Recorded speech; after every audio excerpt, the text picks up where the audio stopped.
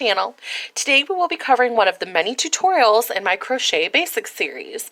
This series will be covering the fundamentals of crochet, things like basic stitches, how to make a magic circle, slip stitching, and many other things. Today we will be covering the half double crochet.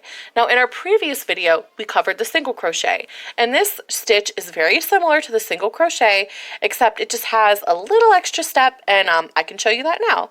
So we are starting with a chain of 6 like we did in our previous tutorials to make 5 stitches. So just like our other stitch, we put our hook through this loop, but before we do that we are going to yarn over like so.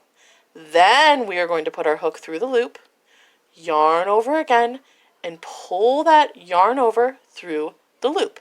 Now you see we are left with 3 loops on our hook. Yarn over and pull through those 3 loops. And now we have a half double crochet. Let's try that again.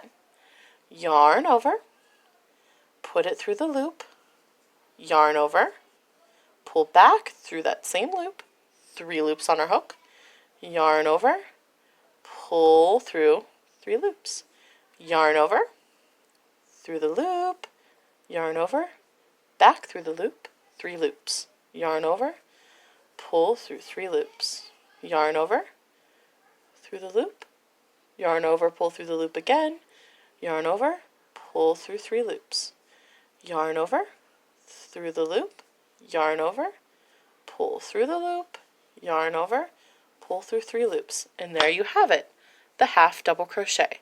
Now the half double crochet is really good, especially for making hats and things. You want to make a hat or a project that's a little bit quicker than the single crochet because it's thicker and has more girth, and it also has less holes in it like the single crochet would. Please remember to like and subscribe, hit the notification bell to be notified when the next video in our Crochet Basics series is out. Thank you very much.